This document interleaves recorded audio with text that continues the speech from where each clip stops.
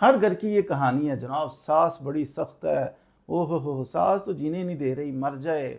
वो खातून जो वाह वाह, वो कहते हैं ये लड़की बड़ी बदबख्त है, जब से हमारे घर में आई ये फसाद ही डाला हुआ है, ये तो घर का कोई ख्याल ही नहीं रखती, शोहर का भी ख्याल नहीं रखती, ये तो सोई रहती है, वो ये ऐसा वैसा होती सारी। दिमाग का फतूर होता है दोनों तरफ।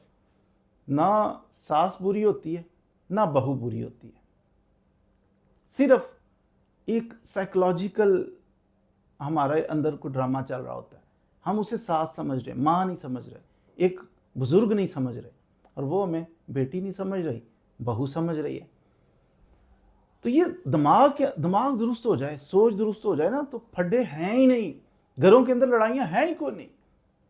एक इसी तरह की लड़की थी, सास बड़ी सख्त है अब्बा जी, जीने नहीं देती, ये तो बस घर के अंदर बेसुकूनी डाली है मेरी सास ने। अब्बा कोई समझदार था, आजकल तो अब्बा भी नहीं समझदार होते, वो बेटी से दो हाथ आगे होते हैं, आओ पूछ लेते हैं, ऐसे कर देंगे वैसे कर देंगे, छोड़ के आ जाओ। आजकल के पापा भी अजीब गरीब हो गए। वो पापा कोई समझदार था। बच्ची कहती है पापा ये सास मेरी बड़ा तंग कर रही है, जलील नाक में दम किया हुआ है इसने, घर में सुकून ही नहीं है इसकी वजह से।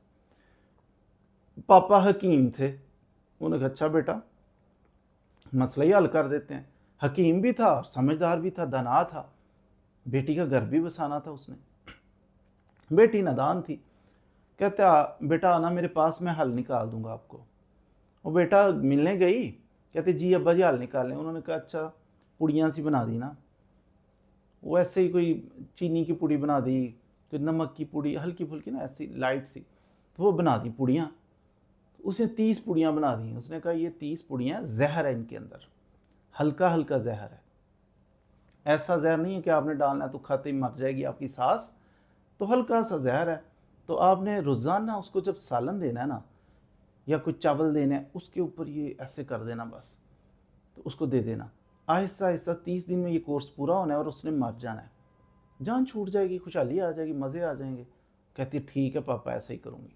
उसने वो पुड़ियाँ ली तो जाके अपने घर पहुँच गई। साथ उसके पापा ने नसीहत की कि बेटा बात सुनो, आपकी सास तो 30 दिन बाद मर जाना है उसने, लेकिन लोगों को शक ना पड़ जाए कहीं कि ये इनकी अनबन है, चूं चूं चूं चूं चलता था, इसी ने कुछ किया, इसका अब्बा भी हकीम है, हम पकड़े ना जाएं कहीं। तो कहती फिर क्या करें? बेटा ऐसा करना कि ये 30 दिन जो है ना, उसकी इतनी खिदमत करना, इतनी खिदमत करना कि हैरान रह जाए लोग, किसी को शक ही ना गुजरे कि ये भी जहर दे सकती है। इतनी खिदमत करना, इतनी अतात करना, इतनी इज्जत करना। कहते ठीक है पापा ऐसे ही करूँगी। बड़ी खुश अपने घर गई, उस सास अम्मी जी क्या हाल है, अम्मी जी बैठे हैं आपको प्रेस करूँ। वो अम्मी जी को प्रेस कर रही है। अम्मी जी और सेहत ठीक है, हंस हंस के अम्मी जी। अम्मी बड़ी हैरान कि ये तो मुंह ही सीधा नहीं होता था इसका, इसके तो जनाब टांगों में दर्द, कभी सर में दर्द हो रहा है, नखरी नहीं माँ, अब ये अम्मी जी कर रही है। बहरहाल खाना बनाया उसने, खाने के अंदर वो पुड़ी डाली, अम्मी जी खाएं ना, अम्मी जी और खाएं ना, अम्मी जी। वो अम्मी जी ने खा लिया चुप करके। अम्मी बड़ी हैरान और परेशान की क्या है। अगला दिन हुआ फिर उसी तरह, अम्मी जी आपको दबा दूं, अम्मी जी बैठे ना, अम्मी जी आपका कपड़े प्रेस कर दूं, अम्मी जी आपका जूता साफ कर दूं, अम्मी जी ये चादर नहीं चादर अम्मी जी डाल। अम्मी जी हैरान कि ये क्या। अब जो इतना प्यार कर रही है अम्मी जी से, अम्मी पागल थी कि अम्मी उससे झगड़ा करती। वो सास जो है ना, वो भी नादिम हुई कि हम क्यों लड़ते रहते थे, ये तो बच्ची बड़ी अच्छी है। 4 दिन गुजरे, और ज़्यादा सास को खुशी कि इतनी अच्छी बहू है। बहू को इतना ही बड़ा था कि 1 महीना ही तो है, तो खैर है। साइकोलॉजिकल देखें, जब उसको ये था कि सारी ज़िंदगी अब ऐसे ही झगड़ा होते रहना है, ये हमारे ऊपर चेक लगा हुआ है माँ का, तो उससे वो टेंशन खाई जा रही थी।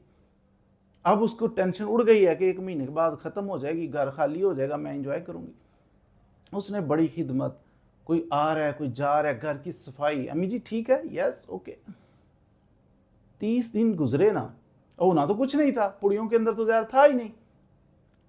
30 दिन, अभी 25 दिन गुजरे, तो माँ कहती है कि बेटा तुम कितनी अच्छी हो, मेरे हमारे तो नसीब जाग गए कि जो तुम्हारे जैसी बहू हमारे घर में आ गई है। तो बेटा मैं बूढ़ी हो गई हूँ, ऐसा करो ये सारे घर की ये चाबियाँ हैं, ये हमारा कुछ सामान है, कुछ पैसे पड़े हुए हैं बेटा अलमारी में, तो ये सारी चाबियां आप रखो, आप ही संभालो। घर भी आपका, ये अलमारी भी आपकी, पैसे भी आपके, मैंने क्या करने हैं पैसे?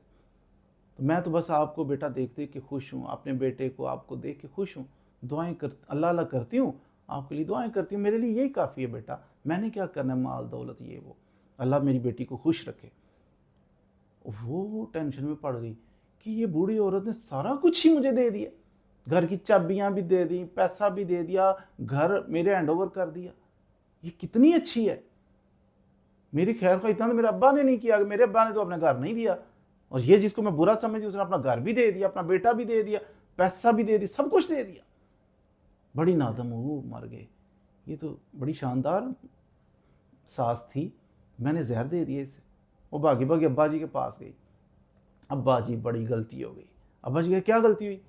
गलती ये हो गई है कि वो हमें जहर नहीं देना चाहिए था, क्योंकि वो तो बड़ी अच्छी है, उसने तो मुझे चाबियां भी दे दी, उसने मुझे दुआएं, दिन रात दुआएं देती है, तो वो तो बड़ी शानदार है। अब क्या होगा अब्बा जी?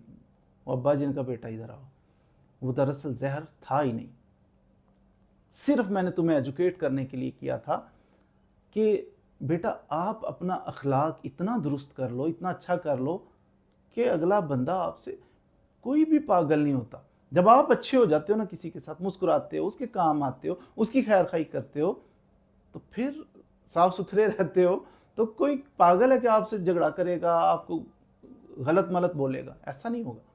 तो ये बहुत सारे घरों का फसाद की जड़ जो है ना, वो यही होती है कि हमने मफरूजे बनाए होते हैं दिमाग में कि ये मेरी दुश्मन है, ये सास दुश्मन है, ये नंद है, ये तो रोटी खा रही है, मेरे शोहर कमा के लाता है, ये भी रोटी खा, ये दुश्मन है। तो वो चीजें दिमाग की पैदावार हैं, ऐसा है नहीं। ना सास दुश्मन है, ना नंद दुश्मन है, ना घर में आने वाली बहू आपकी दुश्मन है। होते सारे ही अच्छे हैं, दिमाग के अंदर बस एक डिफेंसिव सा बना होता है, वो भी डिफेंसिव बने हुए और ये खा ना जाए हमें, वो भी आगे से डिफेंसिव बनी है, कहीं ये मुझे तबाह ना कर दें। दुश्मन है, दुश्मन समझा होता है, होता कोई नहीं दुश्मन, ना कोई बुरा होता है। तो ये फैमिलियों को तोड़ने और जोड़ने की सेंस है। काश कि आपके दिमाग में ये बात बैठ जाए, सास के दिमाग में भी बैठ जाए, बहू के दिमाग में भी बैठ जाए कि घर फसाद जितने भी डाले हुए हैं ना, हमने खुद दिमाग की पैदावार है, फसाद की जड़ यही है कि जो हम डिफेंसिव बने हुए हैं, दुश्मन समझते हैं। दोस्त समझिए, अपना समझिए, सारे मसले हल हो जाएंगे।